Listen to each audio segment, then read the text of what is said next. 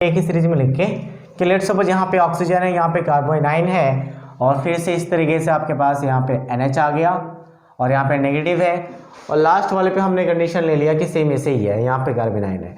अब हम इनकी डिस्कस करते हैं। यहाँ पे क्या हो, जो ऑक्सीजन है यानी कि ईथर फॉर्म का है और ये आपके पास क्या आ गया NH के साथ यहाँ पे CH3 भी है। तो अब देखो क्या होगा, यहाँ पे जो आपके पास NH2 है यहाँ पे ईथर है यानी कि OR।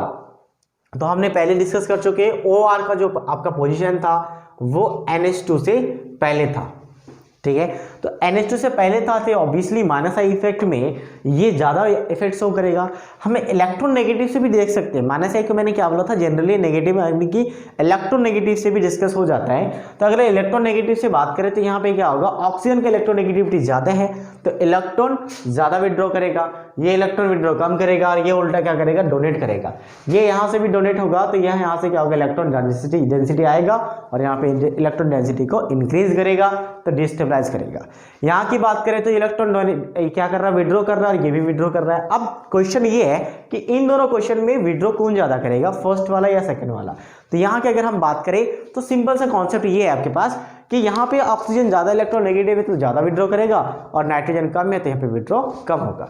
तो विड्रॉ कम होगा तो ऑब्वियसली ये ज्यादा करेगा तो स्टेबिलिटी इसकी ज्यादा होगी। तो ये कंडीशन यहाँ पे हम यूटिलाइज कर सकते हैं। चलिए ऐसे ही क्वेश्चन हो सकते हैं कि बेंजीन रिंग पे भी और क्वेश्चन वैरायटीज बन सकती है। बेंजीन रिंग पे जो हमने देखा था, तो यहाँ पे हम क्या कर रहे हैं, यहाँ पे बेंजीन रिंग पे मान लो अलग अलग ग्रुप ले रहे हैं, जैसे NO2, फिर हमने क्या ले लिया यहाँ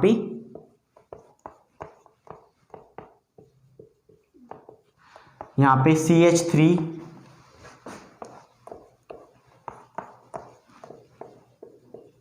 और यहाँ पे हम क्या ले लेते हैं, एक लेट सपोज कोई भी आपके पास NH3 पॉजिटिव है। अब इनकी डिस्कस करते हैं। अगर हम इनकी डिस्कस करें तो ये क्या हो जाएगा, प्लस आई शो करेगा, ये माइनस आई शो करेगा और ये भी क्या होगा, माइनस आई शो करेगा।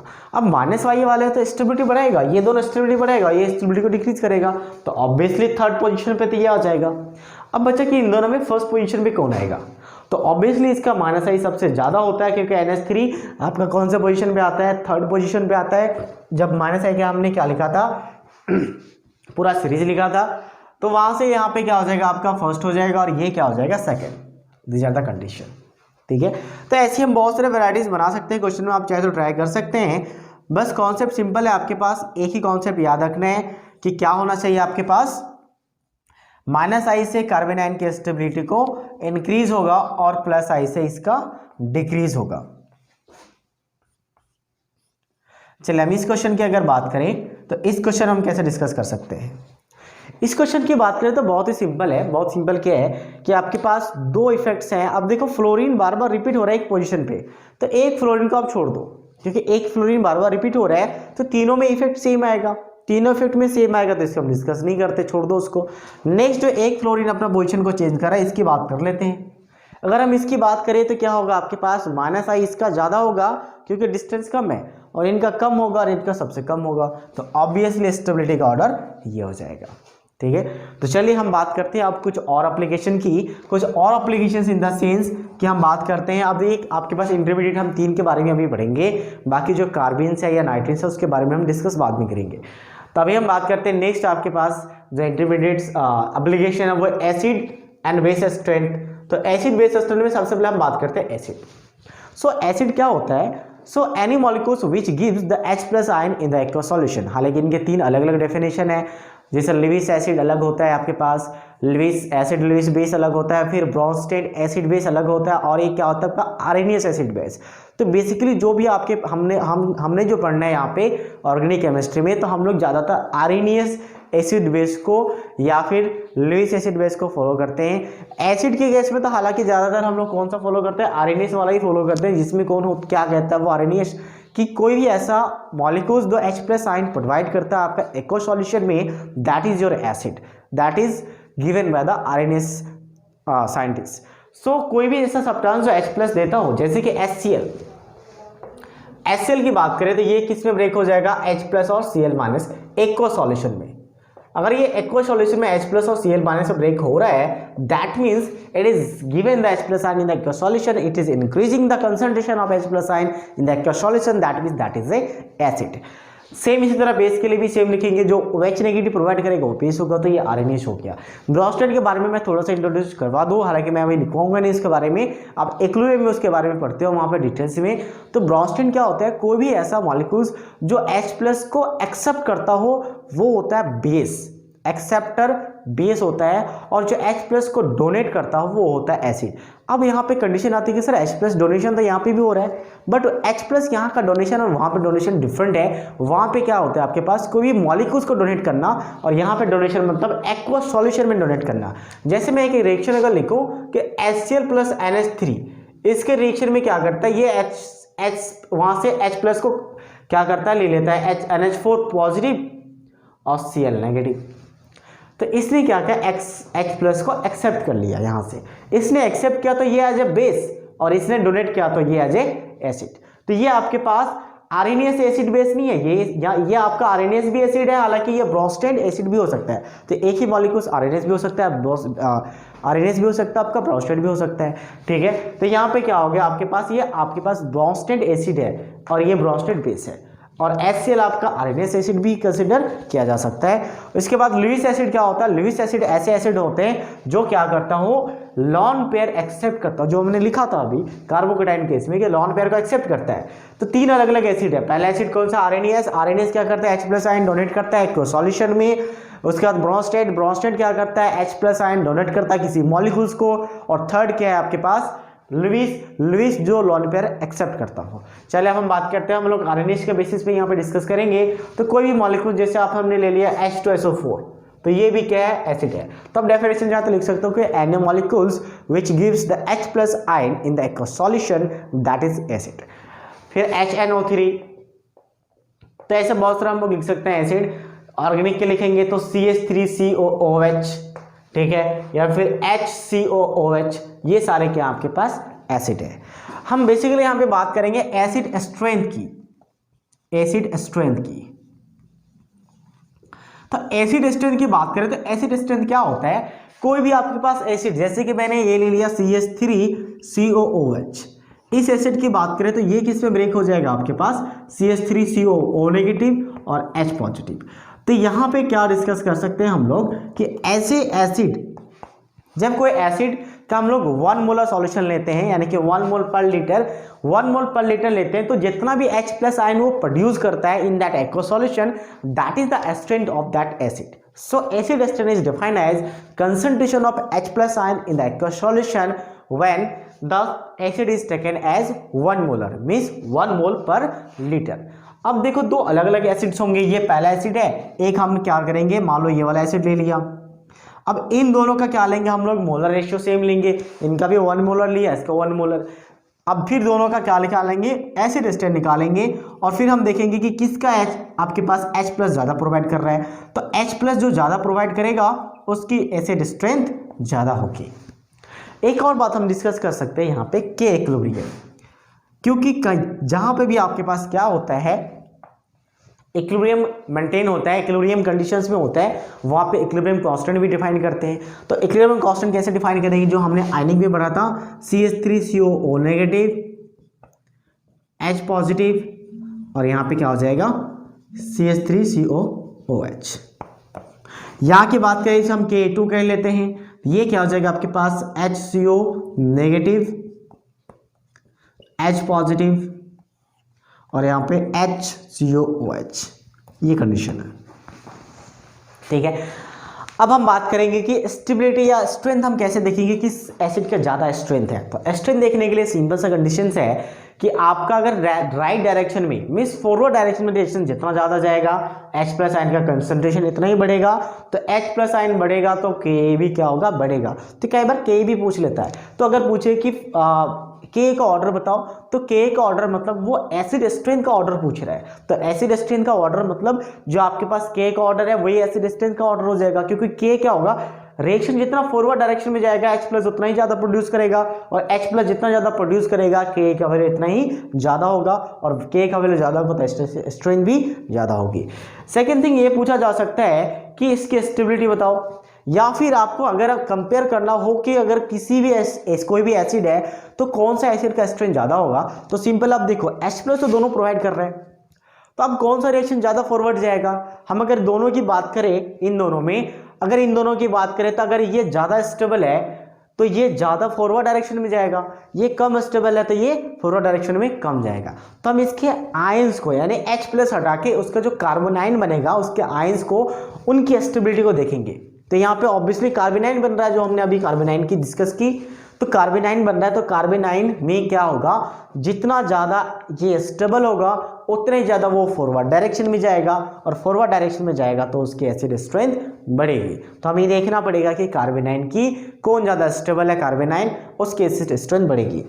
चलिए एक और डिस्कस यहाँ पे पूछा जा सकता है pKa।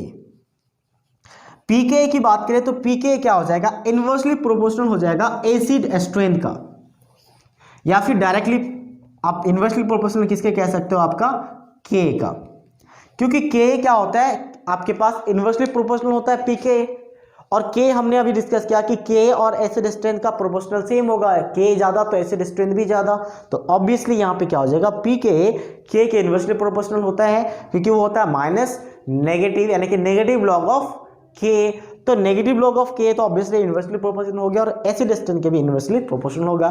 तो अगर pKa का ऑर्डर पूछे तो एसिड स्ट्रेंथ का ऑर्डर निकाल के हम क्या करेंगे, उसको रिवर्स कर देंगे। तो ये डिस्कशन होगी नेक्स्ट। अच्छा, एक और कंडीशन यहाँ पे होती है कि हमने जो HCl लिखा है यहाँ पे हमने सिंगल एरो क्यों यूज किया है, क्योंकि जो HCl होते हैं इसे कंसिडर किया जाता है जो स्ट्रॉन्ग एसिड, तो स्ट्रॉन्ग एसिड कंप्लीट डिसोसिएट होता है तो सिंगल डायरेक्शन लेते हैं, बट यहाँ पे वीक एसिड जब होता है तो वो कंप्लीट डिसोसिएट नहीं होता, तो कंप्लीटली नहीं होता तो हम लोग क्या करते हैं, इक्विलिब्रियम कंडीशन में वो मेंटेन होता है, तो इस वजह से हम यहाँ पे करते हैं। तो चलिए हम बाकी डिस्कस करते हैं बाकी एसिड स्ट्रेंथ के बारे में। चलिए तो हम यहाँ पे डिस्कस करते हैं कि कुछ रूल के बारे में डिस्कस करेंगे, जिसके बेसिस पे हम क्या करेंगे, एसिड स्ट्रेंथ फाइंड करेंगे। तो रूल नंबर फर्स्ट आपके पास होता है, रूल नंबर फर्स्ट सबसे पहले हम जाएंगे साइज पे।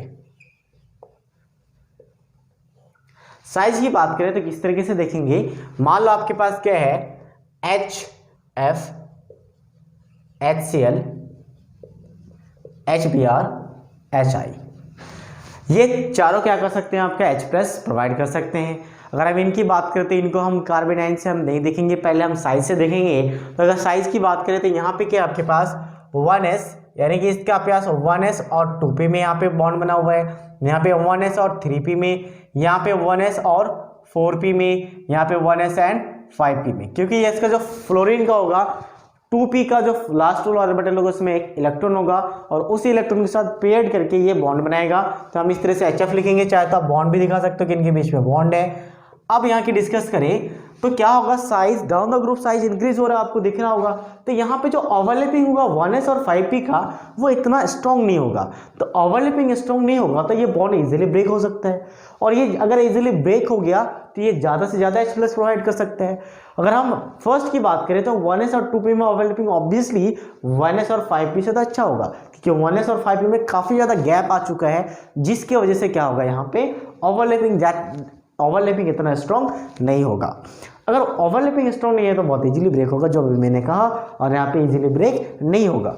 इस वजह से क्या हो जाएगा आपका, ये हो जाएगा इसका एसिड स्ट्रेंथ का ऑर्डर। तो मतलब क्या हुआ, साइज के डायरेक्टली प्रोपोर्शनल हो गया आपका acid strength. First rule, acid strength क्या हो जाएगा, साइज के डायरेक्टली प्रोपोर्शनल। सेकेंड हम बात करते हैं सेकेंड रूल का, तो सेकेंड रूल हम देखते हैं इलेक्ट्रोनेगेटिव से। Second rule electronegativity. अगर इलेक्ट्रोनेगेटिविटी की बात करें तो इलेक्ट्रोनेगेटिविटी हम कैसे देखेंगे, लेट्स सपोज आपके पास कहीं पे यहाँ पे CH4 है, NH2 है, NH3 है, इसके बाद OH2 है, और यहाँ पे HF है। यहाँ की बात करें तो ऑब्वियसली इलेक्ट्रोनेगेटिव ज़्यादा है, तो जब इसका जो आयंस बनेंगे, आयंस क्या बनेंगे, यहाँ पे CH4 ले ले आप इसे, CH4, तो CH3 negative, NH2 negative, OH negative और F नेगेटिव। यानी कि पहला वाला कंडीशन तो आपको नेगेटिव करके नहीं देखना। अगर यहाँ से नेगेटिव बनाओगे तो F negative, Cl negative, Br negative, I negative, यानी H प्लस को हटा दो जिसका काउंटर पार्ट होगा उसे हम कहते हैं काउंटर पार्ट, जो कंजुगेट बेस भी कहते हैं, जो हमने इक्विलिब्रियम में पढ़ा होता है। तो कंजुगेट जो बेस है हम उनकी स्टेबिलिटी को देखेंगे। तो कंजुगेट इस बेस की स्टेबिलिटी की देखें अगर उनका, तो क्या होगा, F का ज़्यादा हो जाएगा और Cl का कम हो जाएगा और Br का और भी कम और F का और भी कम। क्यों? क्योंकि मोर इलेक्ट्रोनेगेटिव पे नेगेटिव चार्ज ज़्यादा स्टेबल होता है इलेक्ट्रोनेगेटिव से। बट जब साइज की बात आती है तो साइज तो काफ़ी ज़्यादा यहाँ पे बड़ा है, तो नेगेटिव चार्ज इस पे ज़्यादा स्टेबल हो जाएगा। मीन्स जब साइज कंपेरेबल है, सम है, साइज यानी कि लगभग सेम है, फिर हम क्या जाएंगे, इलेक्ट्रोनेगेटिव से। बट साइज का डिफरेंस अगर काफ़ी ज़्यादा है तो हम पहले साइज से जाएंगे, ठीक है। तो इस वजह से यहाँ पे क्या होगा, हम ये नहीं लिख सकते थे कि यहाँ पे F नेगेटिव लिख लिया और यहाँ पे Cl नेगेटिव और Br नेगेटिव और I नेगेटिव। जो मैंने लास्ट क्लास में बोला था कि more electronegative charge, negative charge more electronegative पे ज़्यादा स्टेबल होता है। तो मोर इलेक्ट्रोनेगेटिव ये है, तो नेगेटिव चार्ज ज़्यादा स्टेबल होना चाहिए और इस पे कम स्टेबल होना चाहिए। अगर ये कम स्टेबल है तो ये फॉरवर्ड में कम जाएगा, जो मैंने यहाँ पे बोला था। तो फॉरवर्ड में अगर ये कम जाएगा तो फॉरवर्ड डायरेक्शन में कम जाएगा तो कम H प्लस प्रोवाइड करेगा। बट पहले साइज आ जाता है, साइज के बाद हम देखेंगे किसको, इलेक्ट्रोनेगेटिव। तो इस वजह से ये वाला रूल वहाँ पे काम नहीं करता, ठीक है। तो पहले हम देखेंगे जी कि साइज अगर एक ही पीरियड का लगभग ठीक है, कंपेरेबल है, फिर हम किस में जाएंगे, आपका सेकेंड वाले में, दैट इज इलेक्ट्रोनेगेटिविटी। यहाँ पे साइज देखो एक ही पीरियड के है तो लगभग साइज सेम है या फिर थोड़ा सा डिफरेंस है, हालांकि ज़्यादा बहुत ज़्यादा डिफरेंस नहीं, क्योंकि सेम सेल में इलेक्ट्रॉन ऐड हो रहे हैं, तो बहुत ज़्यादा डिफरेंस नहीं है। फिर हम जाएंगे इलेक्ट्रोनेगेटिव से, तो मोर इलेक्ट्रोनेगेटिव पे नेगेटिव चार्ज ज़्यादा स्टेबल है, तो ये ज़्यादा स्टेबिलिटी का फैक्टर ये हो जाएगा। अगर ये ज़्यादा स्टेबल है तो रिएक्शन फॉरवर्ड डायरेक्शन में इसका ज़्यादा जाएगा, फॉरवर्ड में ज़्यादा जाएगा तो ये जिसका एसिड डिस्टेंस सबसे ज़्यादा हो जाएगा। So that will be the condition. इस तरह से हम बात भी कर सकते हैं कि मान लो अगर RSH है और यहाँ पे आपके पास क्या है, आपके पास ROH है, इसमें किसका ज़्यादा होगा, तो ऑब्वियसली OH का इलेक्ट्रोनेगेटिविटी ज़्यादा है। अगर मान लो RNH2 है और RPH2 है, फॉस्फोरस, इसकी अगर पूछा जाए तो इसमें किसका ज़्यादा हो जाएगा, तो ऑब्वियसली यहाँ पे क्या हो जाएगा, इसका ज़्यादा हो जाएगा क्योंकि ज़्यादा इलेक्ट्रोनेगेटिव है। तो इस तरीके से हम लोग क्वेश्चन कर सकते हैं। चलिए नेक्स्ट हम बात करते हैं rule number 3, that is important. जो रूल नंबर 3 अभी हमने अब तक पढ़ा है उसके बारे में है, यानी इफेक्ट। अभी आप डिस्कस कर रहे थे, अभी जो यहाँ पे हमने लिखा था वहां पे याद करो, जो यहाँ पे काउंटर पार्ट बना था यानी कंजुगेट बेस बना था, दैट इज नेगेटिव कार्बेनाइन। तो कार्बेनाइन मैंने क्या बोला था, जितना ज्यादा स्टेबल होगा फॉरवर्ड में जाएगा और फॉरवर्ड में जाएगा तो H प्लस ज्यादा प्रोवाइड करेगा, तो H प्लस ज्यादा प्रोवाइड करेगा तो ज्यादा एसिड स्ट्रेंथ बढ़ेगी उसकी। तो कार्बेनाइन की स्टेबिलिटी जितना ज्यादा होगा उतना ही ज्यादा एसिड स्ट्रेंथ बढ़ेगी। दैट मीन्स क्या होना चाहिए, यहाँ पे जो एसिड स्ट्रेंथ है वो इनवर्सली प्रोपोर्शनल हो जाएगा प्लस I के और डायरेक्टली प्रोपोर्शनल हो जाएगा आपका माइनस I के, क्योंकि माइनस I कार्बेनाइन की स्टेबिलिटी को बढ़ाता है। तो माइनस I अगर कार्बेनाइन की स्टेबिलिटी को बढ़ाता है तो ऑब्वियसली माइनस I क्या करेगा, आपका एसिड स्ट्रेंथ को भी बढ़ाएगा। तो इनके बेसिस पे क्वेश्चंस हम नेक्स्ट क्लास में डिस्कस करेंगे। इस लेक्चर को हम यहीं पे वाइंड अप करते हैं। So thank you for watching this video.